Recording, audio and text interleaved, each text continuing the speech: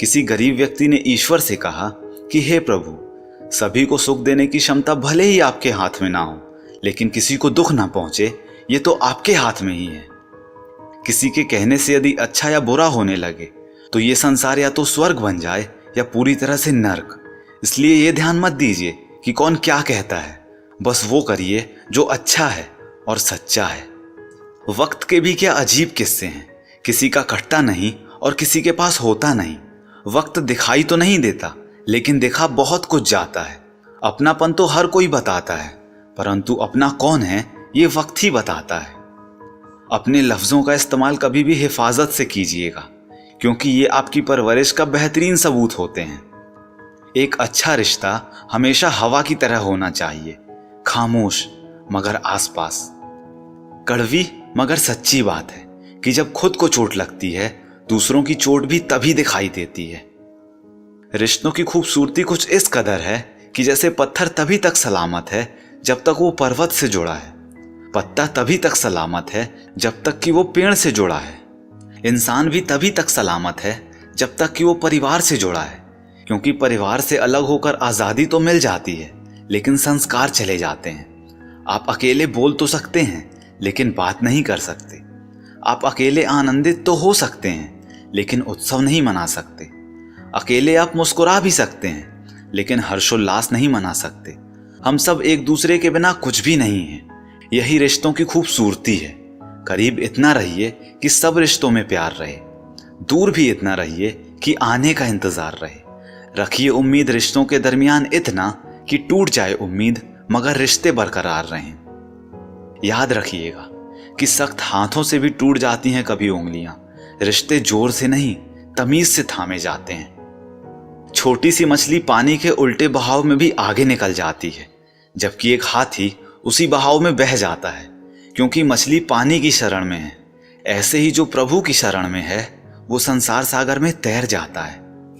ना किस्सों में और ना किस्तों में जिंदगी की खूबसूरती है रिश्तों में, इसलिए इन्हें बनाए रखें। जिंदगी एक अभिलाषा है, क्या गजब इसकी परिभाषा है। जिंदगी क्या है मत पूछिए, संवर गई तो तकदीर और बिखर गई तो तमाशा है। यदि आप सुख चाहते हैं तो रात में जागना नहीं, शांति चाहते हैं तो दिन में सोना नहीं, सम्मान चाहते हैं तो व्यर्थ बोलना नहीं, और प्यार चाहते हैं तो अपनों को कभी छोड़ना नहीं। जो पानी से नहाएगा वो सिर्फ लिबास बदल सकता है, लेकिन जो पसीने से नहाएगा वो इतिहास बदल सकता है।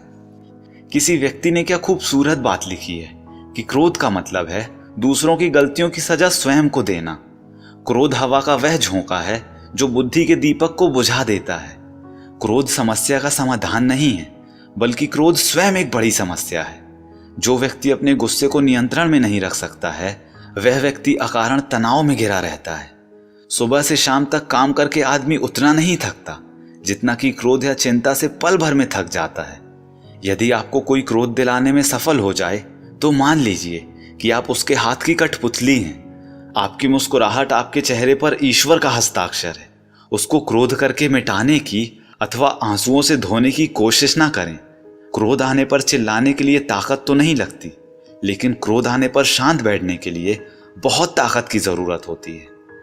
मूर्ख मनुष्य क्रोध को जोर जोर से प्रकट करता है, किंतु बुद्धिमान व्यक्ति उसे शांति से वश में करता है। अतः क्रोध को जीतने में मौन सबसे अधिक सहायक है। आप जानते नहीं हैं कि क्रोध का अपना पूरा खानदान है।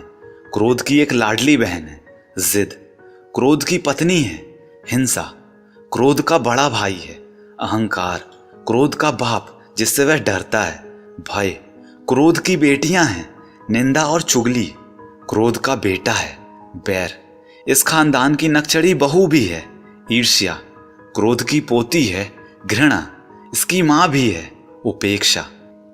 तो क्रोध के खानदान से हमेशा दूर रहिए, वरना ये सब मिलके आपको बर्बाद ही कर देंगे।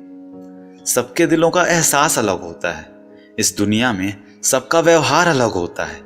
आंखें तो सबकी एक ही जैसी होती हैं, पर सबका देखने का अंदाज अलग होता है। तो दोस्तों, उम्मीद करता हूं ये सभी कोट्स आपको पसंद आए होंगे।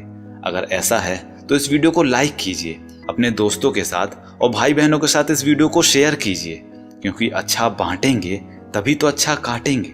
और एक बात हमेशा बोलते रहिए कि जो होगा जूम करके देखा जाएगा।